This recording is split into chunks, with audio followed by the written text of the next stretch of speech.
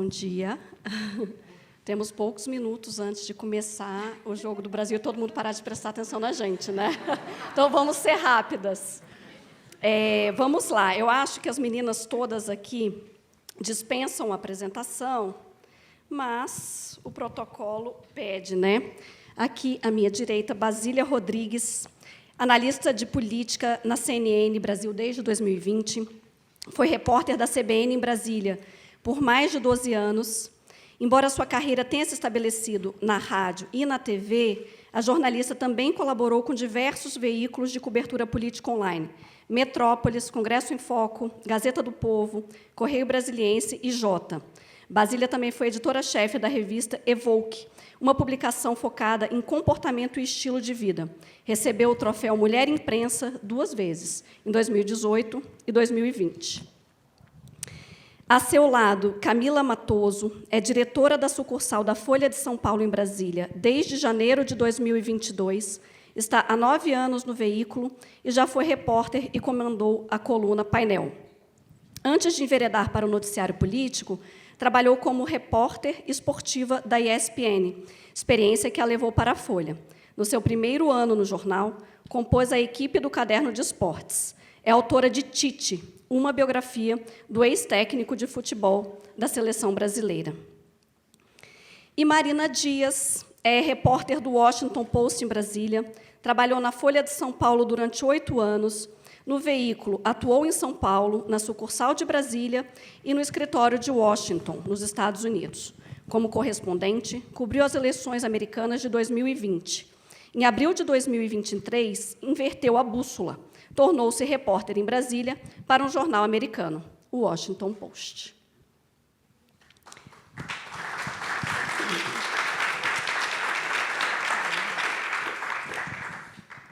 Meninas, eu vou pegar o gancho da Carmen Lúcia, que estava falando da cobertura, não, né, mas de como o Brasil era outro nas eleições de 2012, o mundo era outro, e hoje, né, a gente numa eleição em 2024.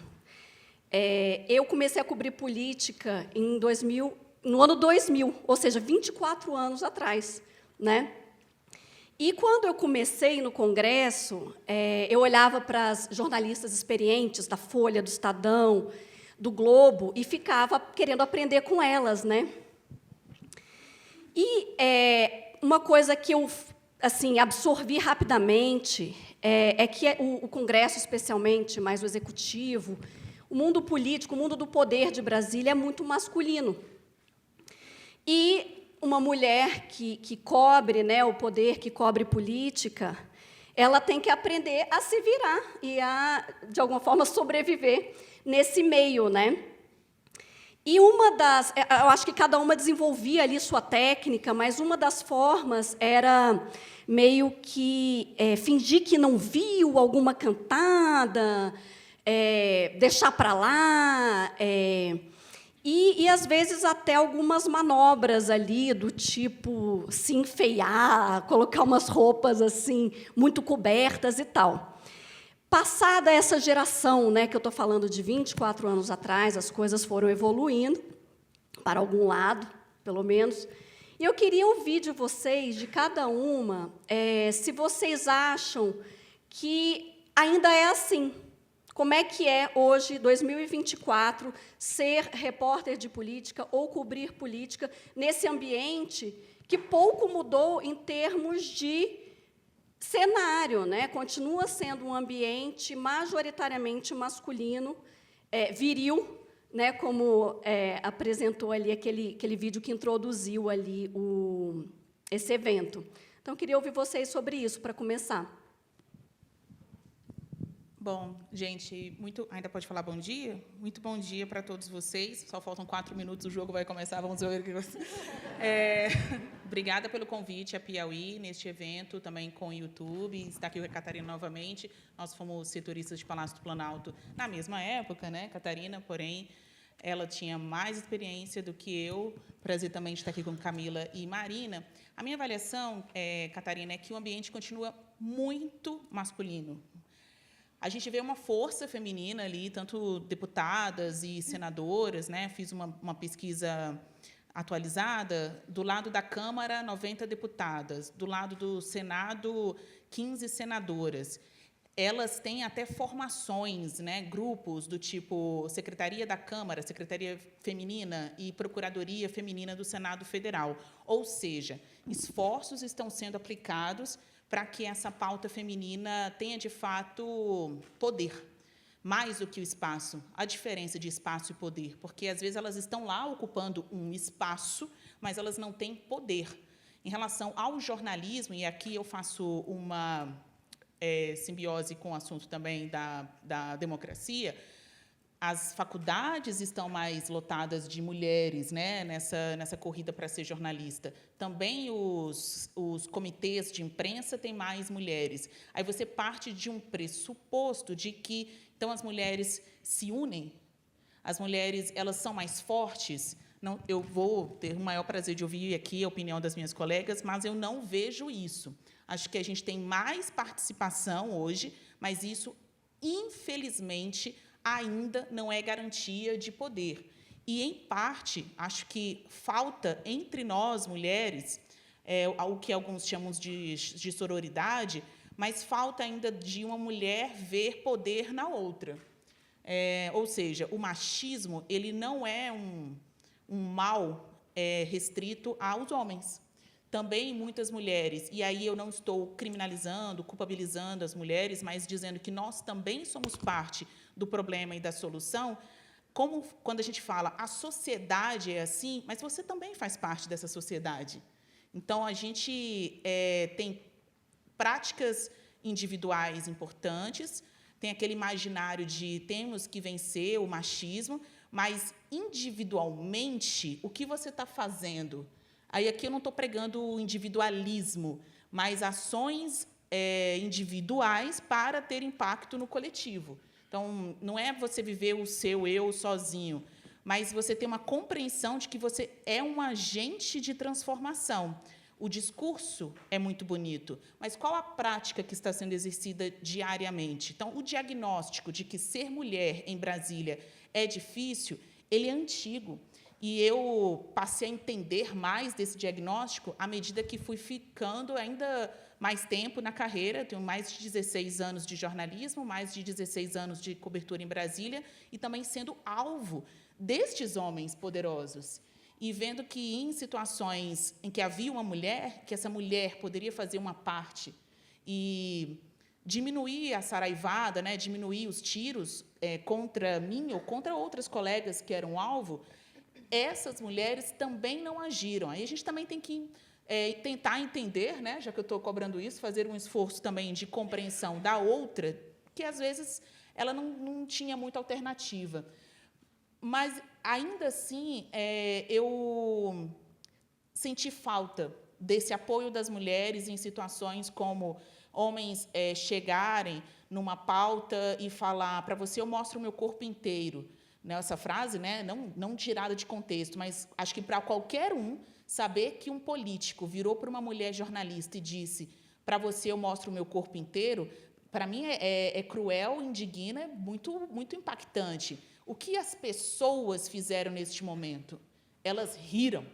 Tinham jornalistas homens, jornalistas mulheres, tinham seguranças, né, dos políticos, tinham outros políticos, isso em 2017. Elas riram. E depois, à medida, né, que houve uma dispersão assim das pessoas, os políticos chegaram e fizeram um meia-culpa, do tipo, olha, foi muito infeliz essa colocação do meu colega político, ele não deveria ter feito isso. Então, no particular, as pessoas se indignam, mas, olha lá o coletivo, né, agindo. No coletivo, não tem o discurso de vamos defender as mulheres? Não foi feito a contento. Né? Eu fiquei não só agredida, como constrangida de ridícula na situação. Isso aqui, eu acho que todas nós temos 1001 situações a serem mostradas aqui para os colegas. Então, eu te digo que a nossa política e a cobertura de política continua sendo muito masculina, as mulheres cresceram a sua participação, porém, não vejo ainda poder. Equiparável está distante, mas essa vontade de agir de ser mais do que um número, ser alguém que influencia nas decisões do parlamento, do tratamento com as jornalistas, porque nem todo mundo está disposto a dar a cara a tapa, porque tem medo de perder o seu emprego, a sua posição, o seu salário e tantas outras coisas que o ser jornalista acaba nos rendendo mesmo, porque são privilégios hoje em dia que as pessoas estão aí na fila de desemprego, correndo atrás de questões básicas, né? Imagina você ser um jornalista hoje em Brasília e poder estar ali próximo ao poder. Para algumas pessoas, aquilo ali é vida ou morte, né? Mas existem princípios que poderiam se sobrepor, né? Serem levados mais em conta. Acho que ainda é muito masculinizado, mas também sou uma otimista a ponto de dizer que creio que a gente vai conseguir mudar isso. Primeiro, boa tarde já, né? E se sair algum gol, podem ficar à vontade para gritar.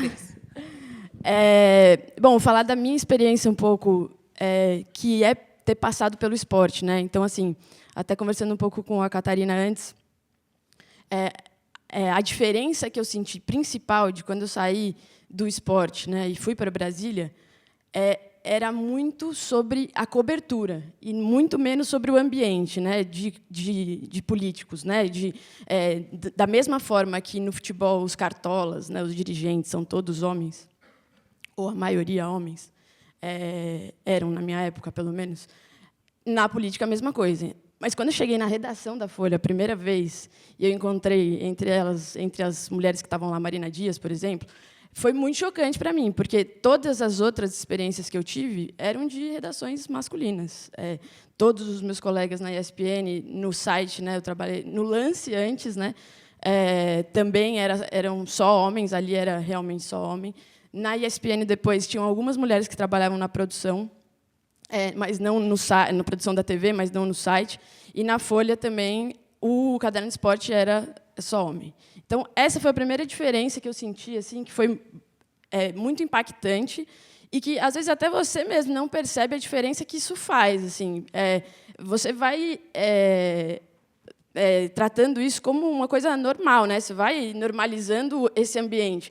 E aí foi muito, muito importante essa experiência e para mim, é muito claro como que só tendo a solução, né, disso, o aumento do número de mulheres é o que vai fazer transformar esses ambientes, assim, né? Então, no Congresso a mesma coisa, quando você tiver mais parlamentares, mais ministras, mais mulheres participando da política, é que alguma coisa pode de fato mudar. Eu sinto diferença da cobertura que eu fazia há 10 anos no esporte e a cobertura que eu faço, né, a participação ali em Brasília, é pequena, no sentido de preocupação do dia a dia, quando você vai encontrar uma fonte, quando você vai falar com alguém. A preocupação é muito semelhante. E acho que passa um pouco por isso que a Basília falou, você se sente sempre muito sozinho, né? Assim, eu vou responder pelos meus atos e isso me faz ter muito mais cuidado com qualquer coisa que eu vá fazer e que eu não acho que seja igual ao que para repórteres homens. Eu acho que é uma diferença bastante perceptível. Então, eu acho que do dia a dia ali, na Câmara, acho que esse exemplo que a Basília contou é um exemplo que, como ela falou, assim, são muitos exemplos, né? E como tratar disso sem fazer, né, um escândalo ali, mas, ao mesmo tempo, não normalizar, e como, né, essa discussão pode avançar. Eu acho que é um desafio diário para a gente ali. Hoje, como diretora, eu escuto muito dos repórteres e das repórteras, né, e tento e penso muito sobre como tratar isso, mas eu não vejo outra solução que não seja o aumento das mulheres nesses ambientes, porque é o que faz um olhar para a outra e falar, olhar para o homem e dar né, chamar ele como. Nesse caso, né, se os próprios políticos falaram alguma coisa, mas se tivessem mulheres políticas ali, também falariam. E é isso. Assim, o ambiente continua sendo muito, muito, muito masculino. E, enfim, eu também tenho esperança, mais de que isso possa mudar, mas eu acho que é uma transformação que vai demorar ainda muito tempo, porque, além disso tudo, tem a polarização, que é uma coisa que parece que não, mas ela impacta muito nessas situações.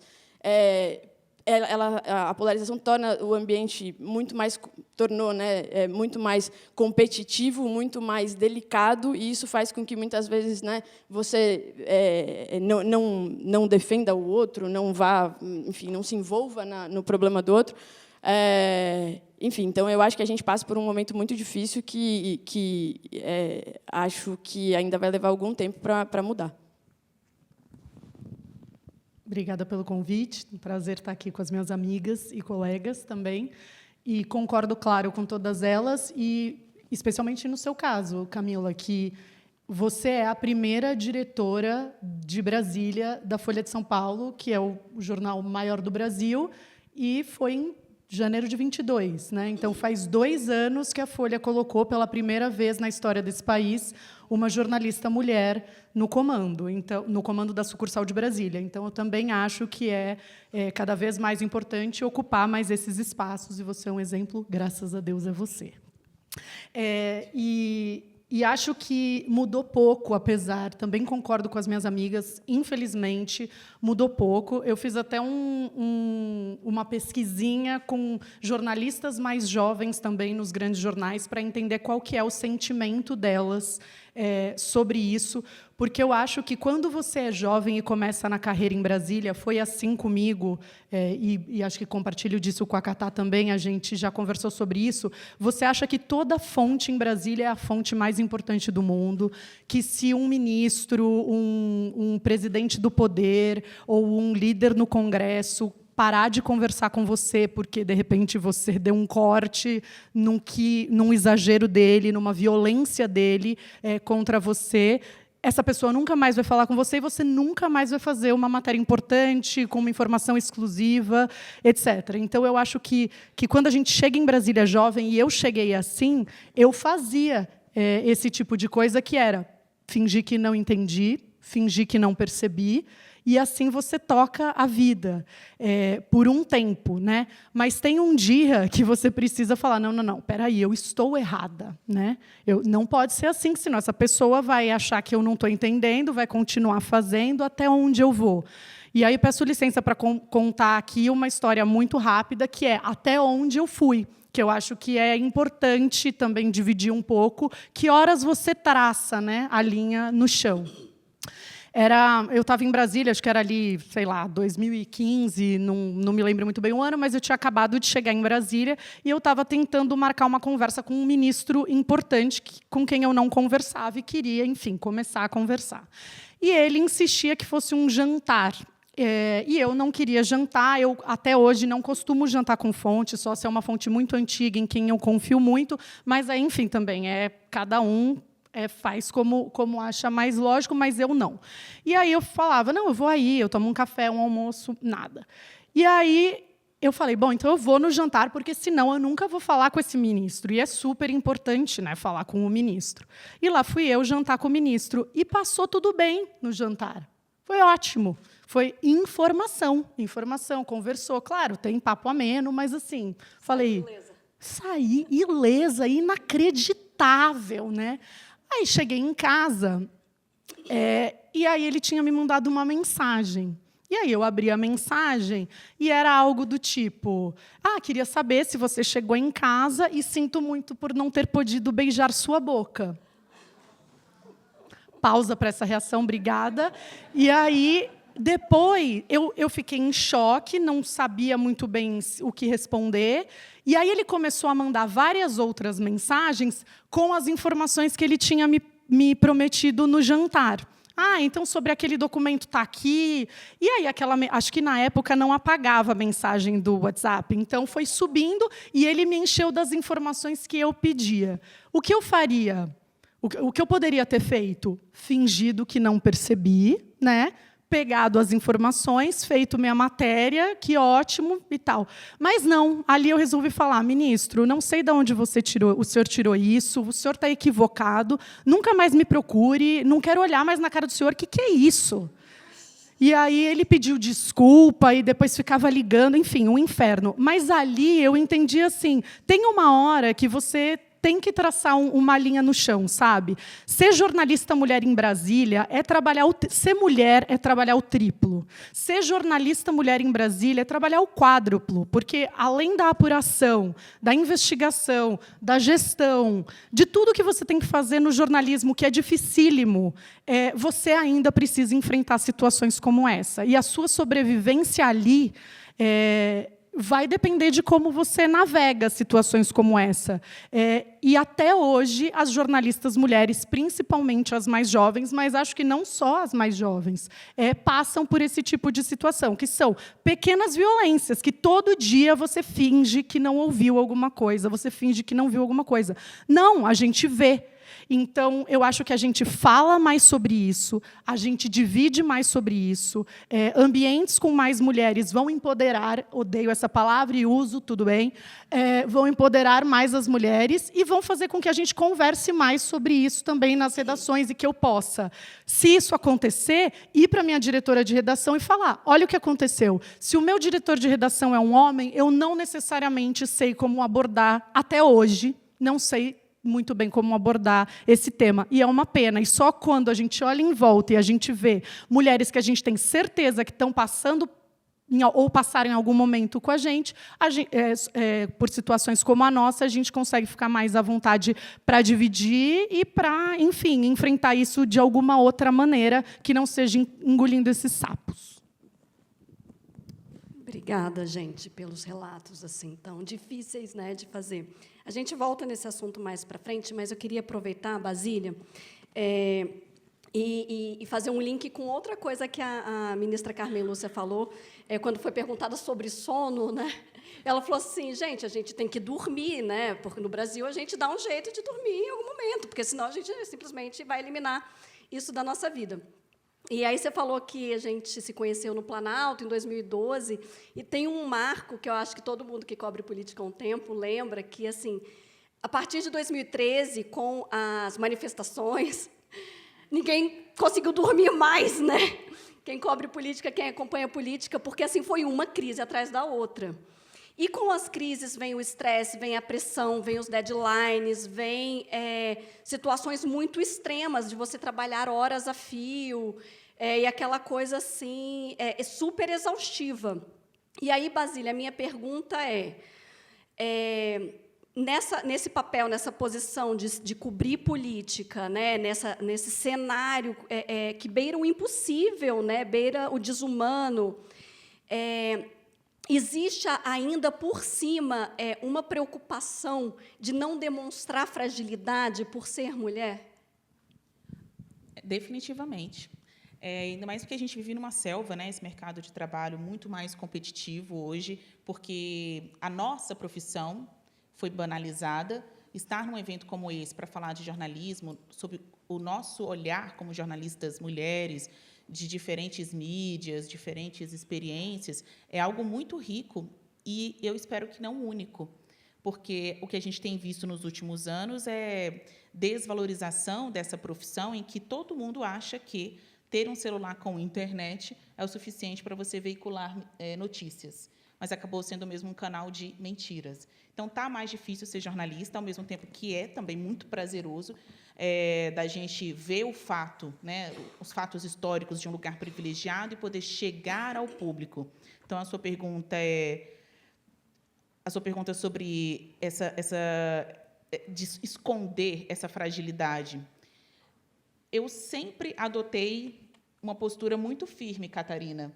Então, sou uma mulher negra, sou uma mulher da periferia, não sou filha de alguém, sim, da Fátima e do Raimundo, mas vocês vão entender a expressão não sou filha de ninguém, né, no sentido de pai político ou algum especialista da área médica, enfim, porque ainda tem isso, né, os médicos que atendem lá em Brasília e tem uma certa proximidade com o poder, enfim, à medida que a gente vai envelhecendo, crescendo e apurando, a gente entende como essas relações elas são muito pessoais. O famoso QI, né? Quem indicou. Então, noto, eu gostaria também de ouvir das colegas, que, às vezes, quando a gente pisa no pé de uma fonte, essa fonte automaticamente ela vai procurar saber quem são os nossos contatos.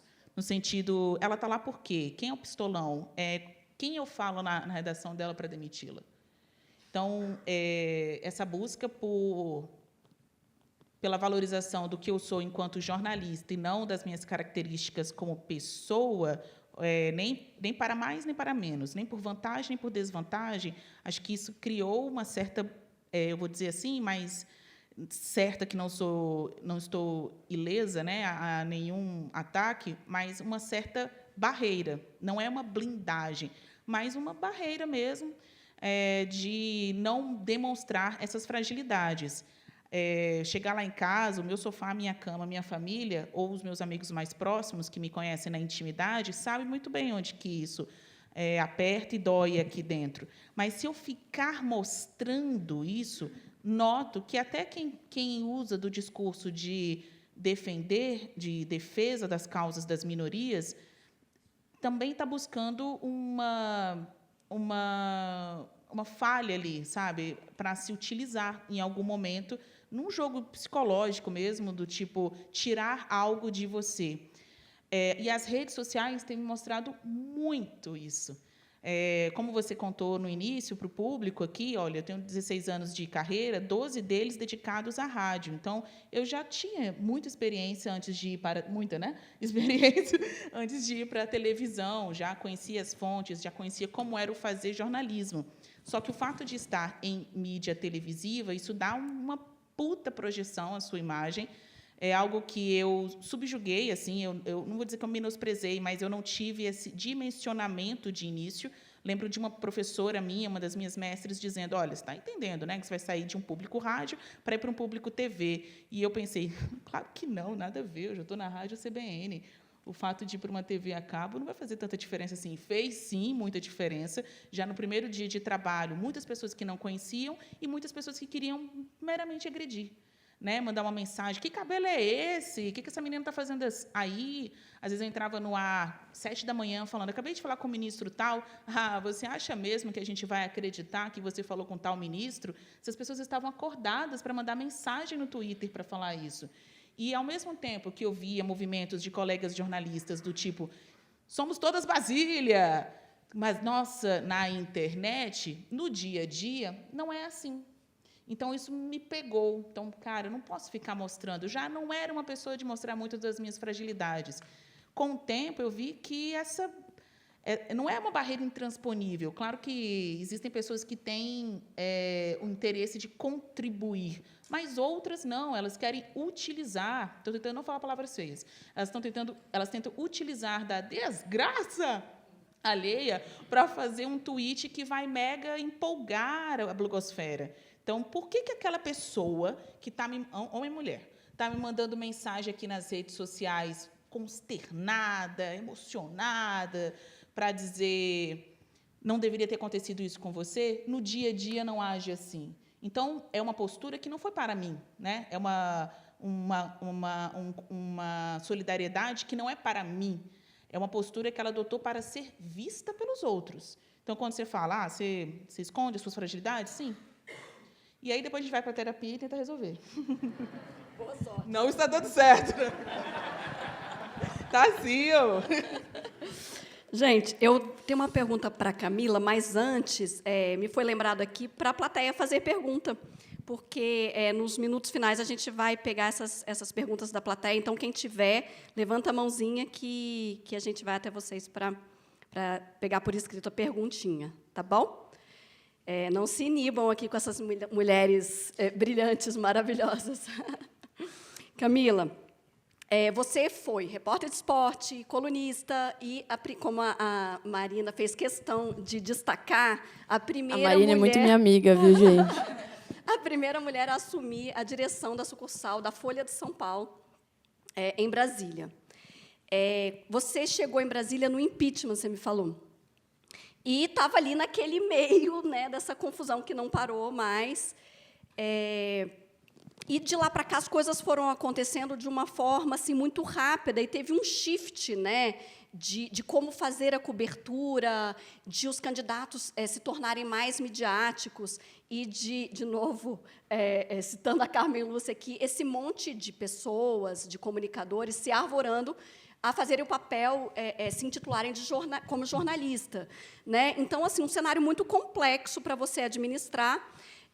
E, durante a gestão do Bolsonaro, ainda teve mais uma camada, que eram os repórteres que normalmente cobriam a presidência da República, o presidente da República, que a gente chama de setorista, né, e que ficavam ali no cercadinho do Palácio da Alvorada, passaram a ter uma interação que, até então, era inexistente. Foi inédito aquilo de o repórter começar a fazer pergunta e se ver ali preso num debate ao vivo com o presidente da República, né? Então, assim, eu queria que você contasse um pouco disso, como administrar todo esse caos, essa confusão, né? E se você começou a sentir a necessidade, começou a passar a existir a necessidade de tratar, conversar sobre a saúde mental mesmo dos repórteres. Eu cheguei em 2022, né, na direção, então, assim, já tinham passado um período considerável dessa novidade, né, que foi, acho que especialmente o cercadinho, né, instalado ali pelo ex-presidente Jair Bolsonaro, mas no meio dessa coisa toda das redes sociais, né. Então, e tinha ainda, que a gente até comentou, a pandemia, né, que tinha acabado estava em curso ainda. Então, todas essas coisas, assim, quando eu cheguei na Sucursal, para mim era um ponto muito, muito, muito, muito relevante saber as condições de trabalho das pessoas, no sentido de, assim, vocês estão confortáveis com o que vocês estão fazendo, vocês estão precisando de alguma coisa, porque, assim, às vezes, talvez não se tenha a dimensão, né, mas o cercadinho, ele e quando você vai numa entrevista ao vivo, né, você tem praticamente um dia inteiro de estresse, né? Você se prepara para ir, você se prepara para estar lá, você se prepara para fazer uma pergunta e você muitas vezes não está preparado para a resposta, porque são, assim, né, do que a gente viu nesse período, são respostas inacreditáveis, né? Então, e o depois, que é o seu vídeo ter viralizado, aí eu acho que até a Marina também pode compartilhar da experiência dela, que também teve, né, um episódio desse. Então, assim, para mim era muito relevante isso, assim, e ali a gente ainda tinha uma cobertura de eleição. Então, o que a gente tinha que fazer, ter a preocupação de que tudo isso não tivesse influenciando de uma maneira, né, relevante esse trabalho. Então, esse foi um momento que as redações se falaram bastante, inclusive para decidir, não vamos ficar mais juntos no cercadinho, vamos fazer outra coisa. Teve um período, né, grande que não ficou mais nenhum repórter lá, justamente por isso, né, que era para guardar um pouco, para tomar esse cuidado com a saúde mental dos repórteres. E foram muitos relatos, não foram poucos relatos, foram muitos relatos de pessoas que estavam, assim, muito estressadas, muito cansadas com essa situação de respostas e rede social, respostas e rede social. Era a viralização, era sempre...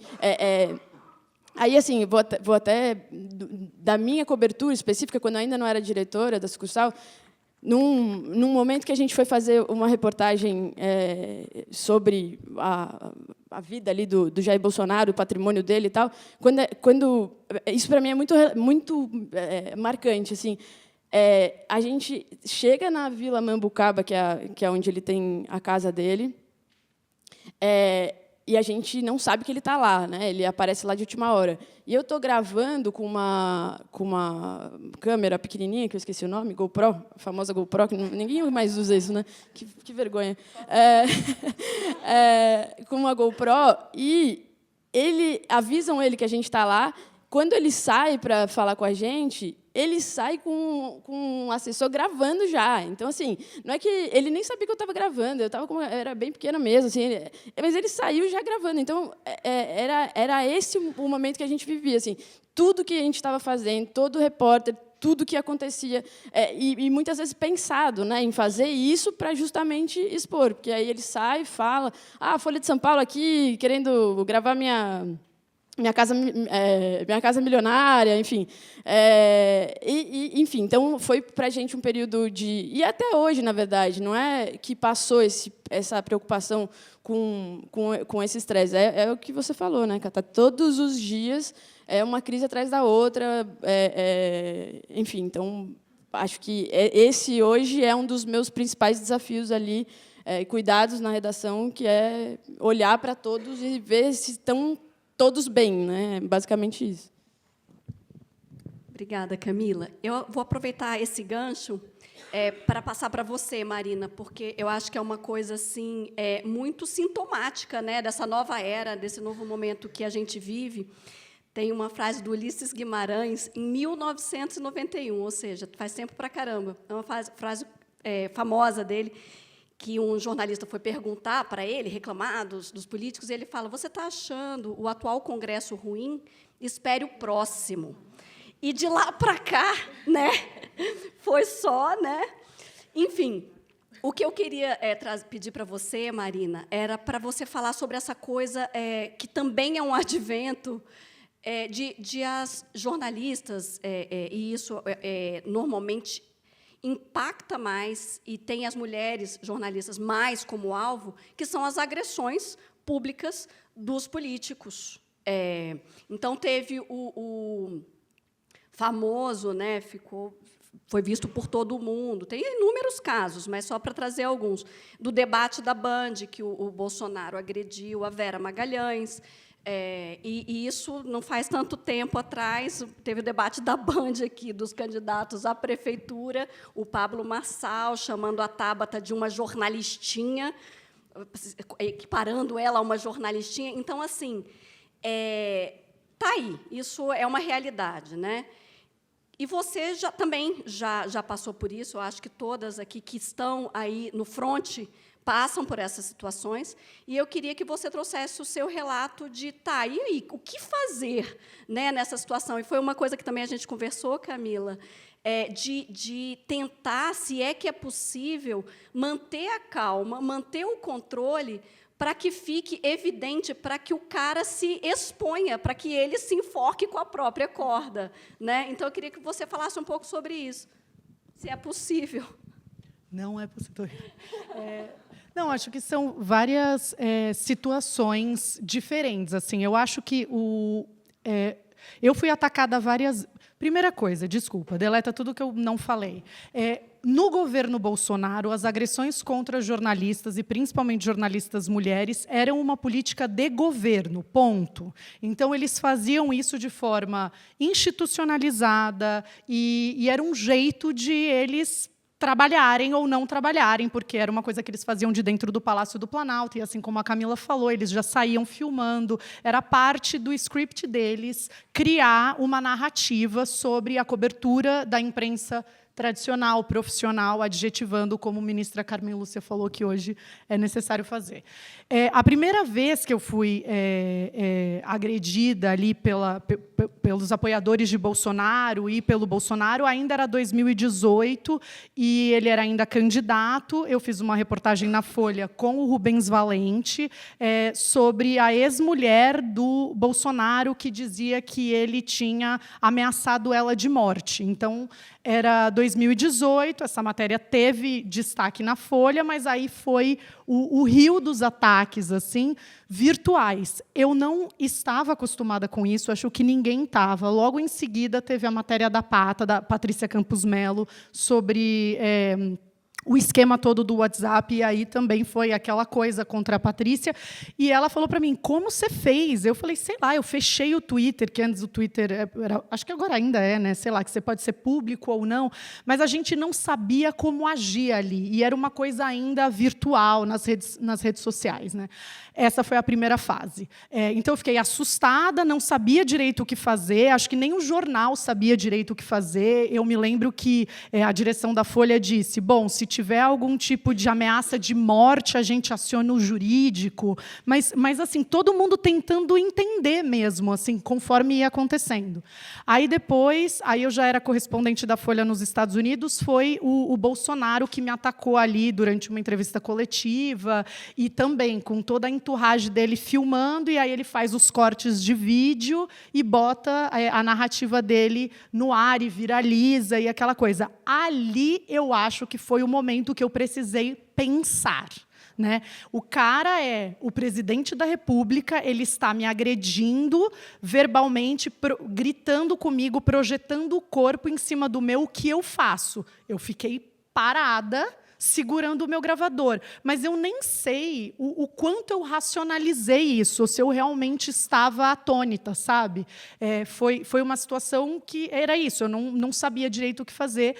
Tinha colegas comigo, né, outros correspondentes e tal, e acho que ficou todo mundo... Porque a gente, quem era correspondente nos Estados Unidos, e eu fui em fevereiro de 19, eu não cobri governo Bolsonaro no Brasil. Então, eu sabia o que os colegas passavam, mas é diferente, né? Você ouvia, aí eu chego lá e falo, nossa, ele faz isso mesmo, ele faz isso comigo, ele constrange, ele ataca, ele agride. E aí eu fiquei um pouco atônita mesmo, assim.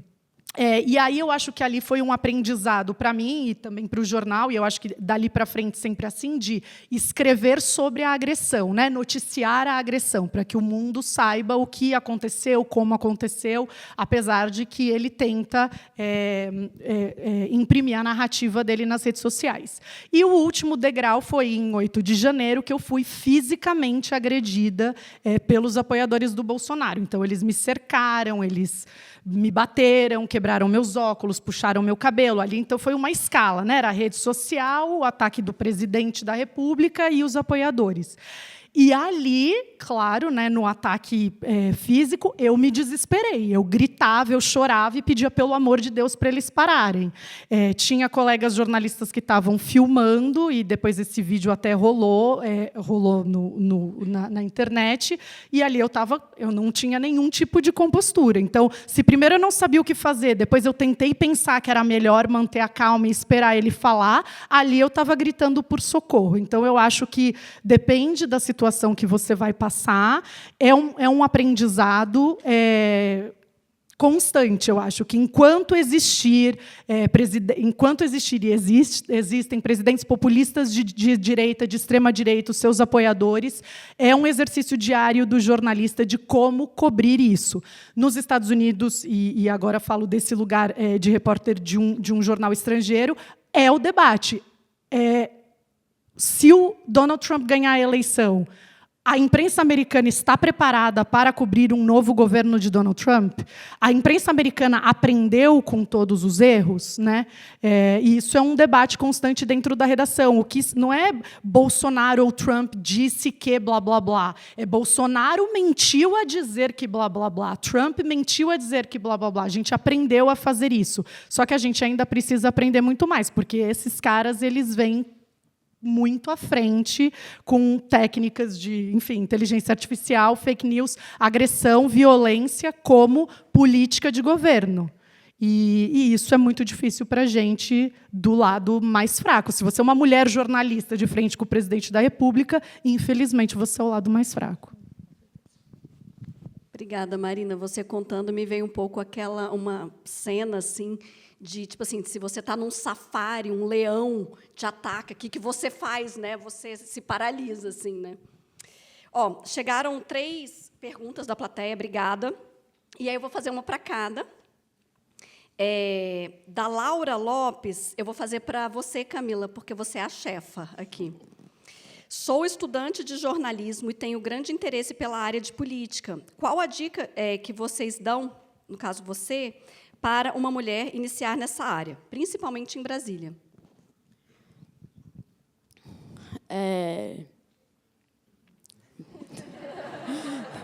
Você já pensou mesmo nisso?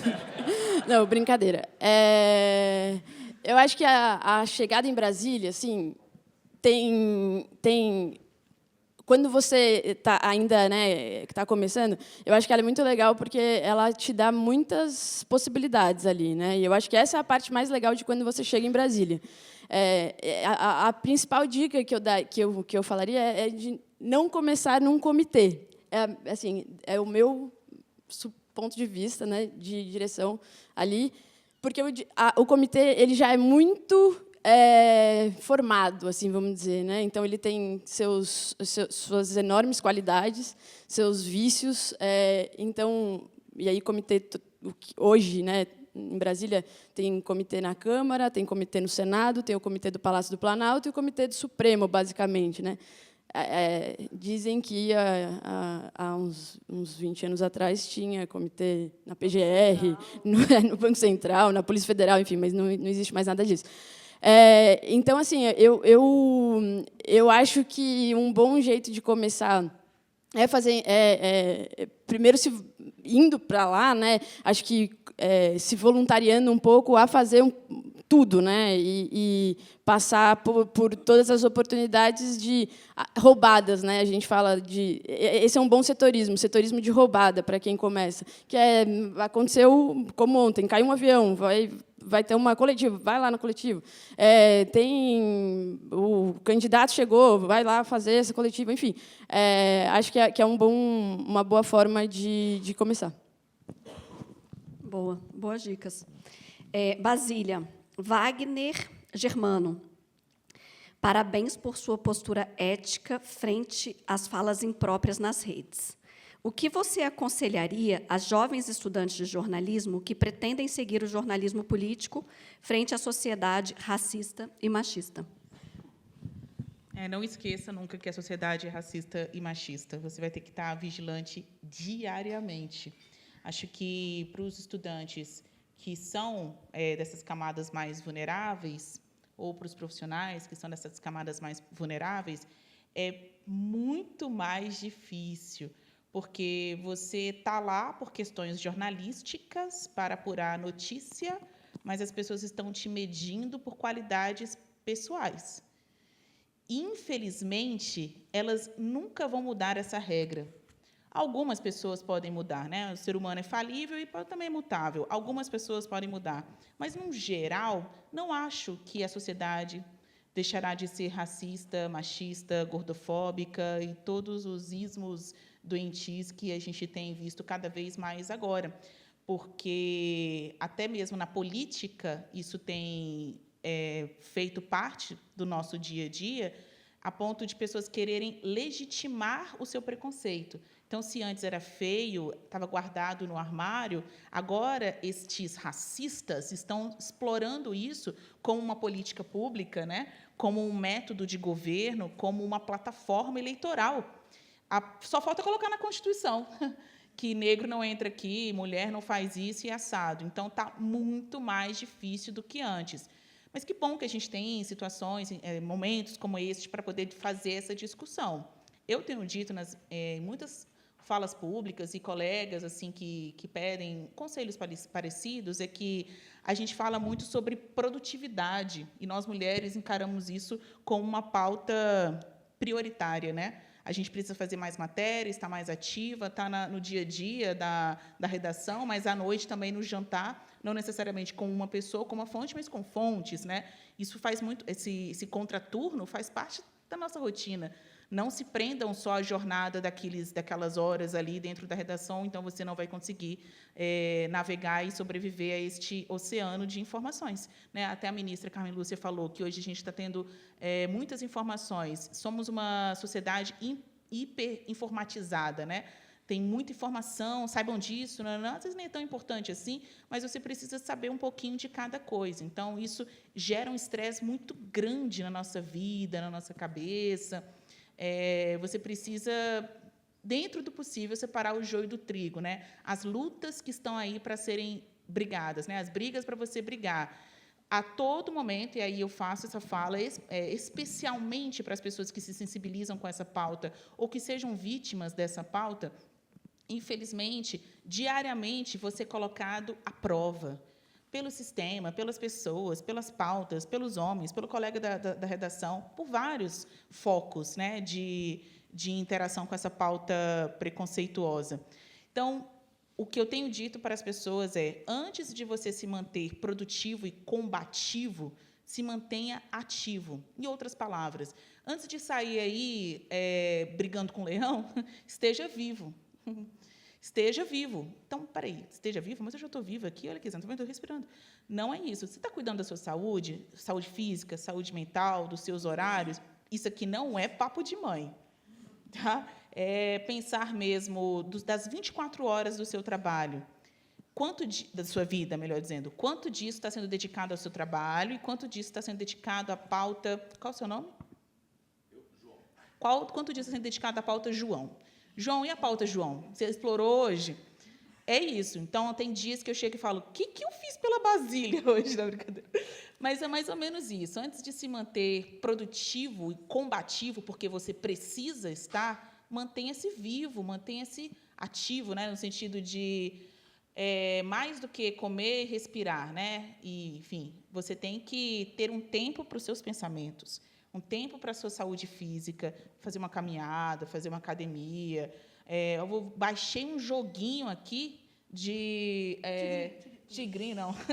Baixei um joguinho aqui no celular para brincar com... Assim, enfim, no momento que eu não estiver fazendo nada, nem Lira, nem Pacheco, nem Lula, nem Bolsonaro, eu vou parar e vou mexer aqui na brincadeira no meu celular de, sei lá...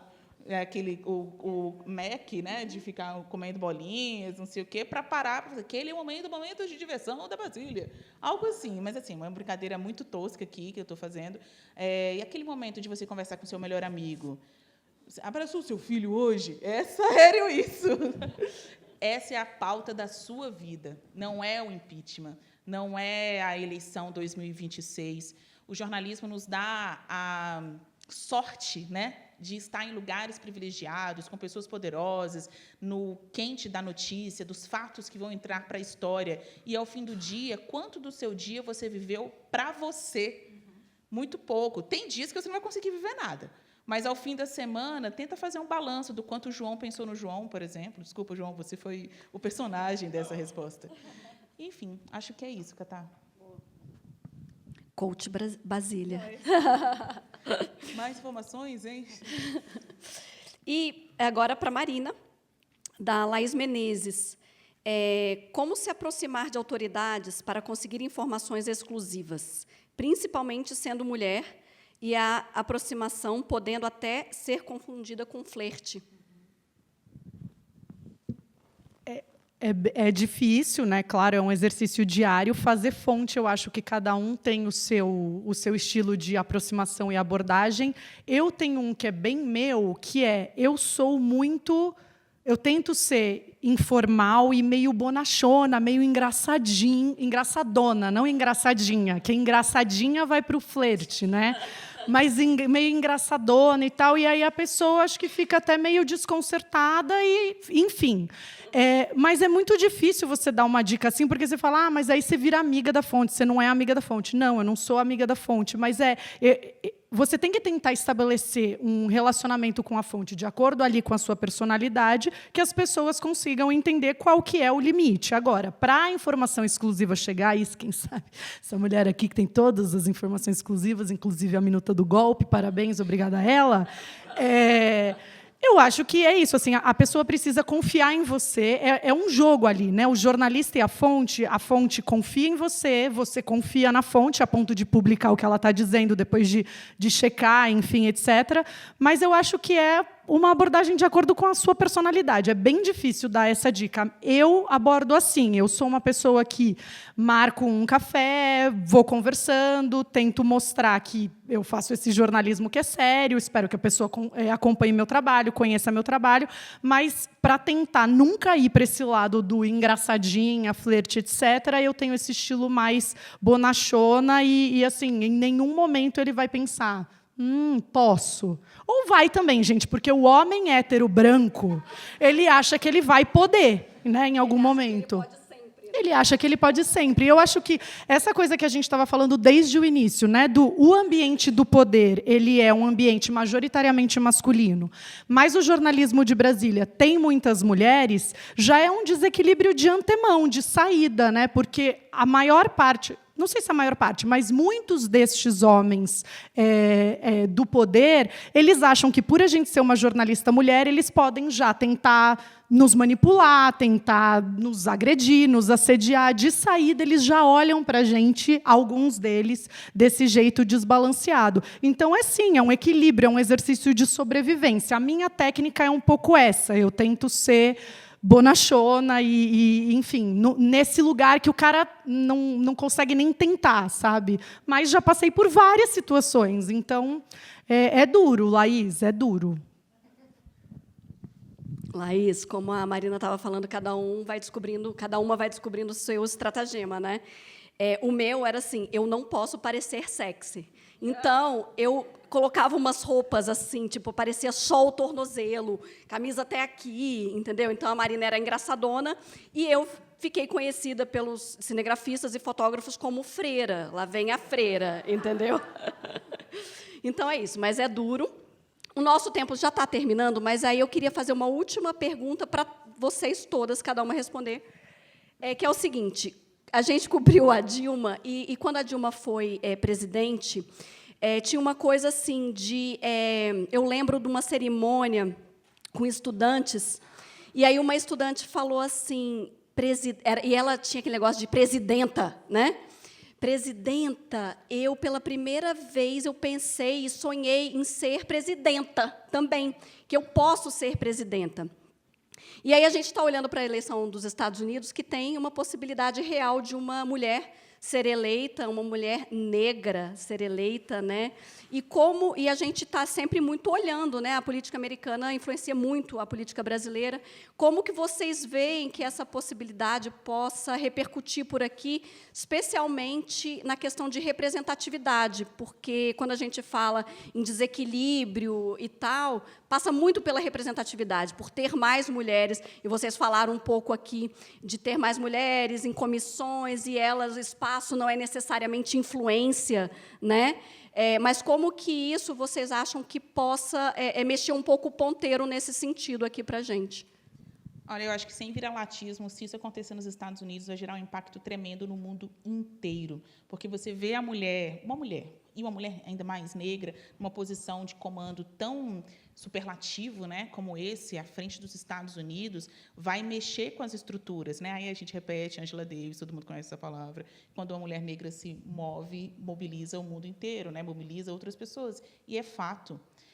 Aí alguém pode dizer, olha, mas a gente já teve o Barack Obama nos Estados Unidos, não mudou muita coisa aqui, não. Mudou alguma coisa. Né? As pessoas passaram a compreender que o negro também é competitivo. Ele não está aí para a escada, jogar confetes, bater palma para o branco. Ele também é um candidato e elegível, e competitivo. Se isso acontecer nos Estados Unidos, vejo um fortalecimento dos discursos aqui no Brasil. Não sei se efetivamente uma mudança com mais indicações para o Supremo Tribunal Federal, por exemplo, quando as novas vagas surgirem. Não sei se, concretamente, terá mais eleições de mulheres negras, de negros em geral, para o Congresso, mas o discurso estará mais fortalecido, porque você vai partir de uma referência. Normalmente, a gente fala muito de coisas abstratas aqui, né, da defesa das minorias, mas quando você aponta para o norte e fala, mas isso já aconteceu nos Estados Unidos, ou isso já aconteceu em qualquer outro lugar, então, pelo menos, você tem um exemplo, né, de onde partir. Quando a Kamala Harris ascendeu para esse posto, ainda que não formalizado, né, que ainda vão ter convenções agora em agosto, mas quando ela ascendeu para esse posto de candidata democrata, políticos aqui no Brasil, enfim, mulheres políticas, foram às redes sociais para fazer essa defesa. Não vou tentar não citar aqui os nomes, mas, ao mesmo tempo, homens não gostaram de ver essas mulheres políticas negras indo às redes sociais defendendo algo do tipo, já imaginou se em 2026 tivermos uma mulher negra presidente? Ainda que o Brasil esteja muito distante disso, convenhamos. Mas o fato de uma mulher ter verbalizado, uma política brasileira, ter verbalizado isso nas redes sociais, como exemplo do que ela viu nos Estados Unidos, incomodou algumas pessoas que viram, você está querendo tirar o Lula do páreo? Entende? Ué, por que causou incômodo? Ela está defendendo uma causa, ela não está defendendo necessariamente uma pessoa. A gente continua aqui falando muito das coisas, sabemos bem do diagnóstico e agindo pouco no caráter da solução. Hoje, aqui no encontro para vocês, né, vocês estiveram frente a frente com a única ministra mulher do Supremo Tribunal Federal. Em mais de 200 anos de história, somente 3 mulheres sentaram em uma daquelas cadeiras do STF. E nenhuma negra. E nenhuma negra. E também, do lado ali dos homens, quem mais recentemente passou a se identificar como não branco é o Flávio Dino. Mas continuamos a não ter mulheres negras.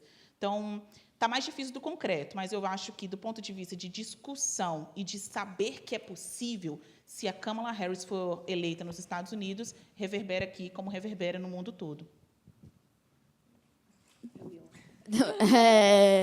Não, eu acho que é um pouco sobre o que a gente falou no começo, né? Sempre que uma mulher estiver em algum lugar, especialmente lugares que elas não costumavam estar, isso é experiência impactante e que vai gerar mudança necessariamente.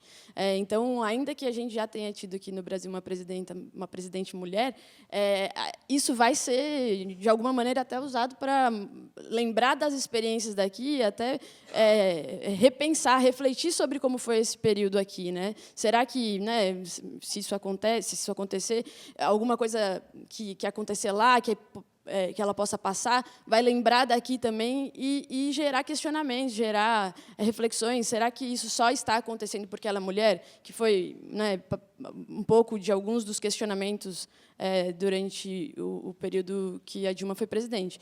Então, eu acho que qualquer ambiente que as mulheres entrarem mais, isso vai ensinar e ser relevante sempre.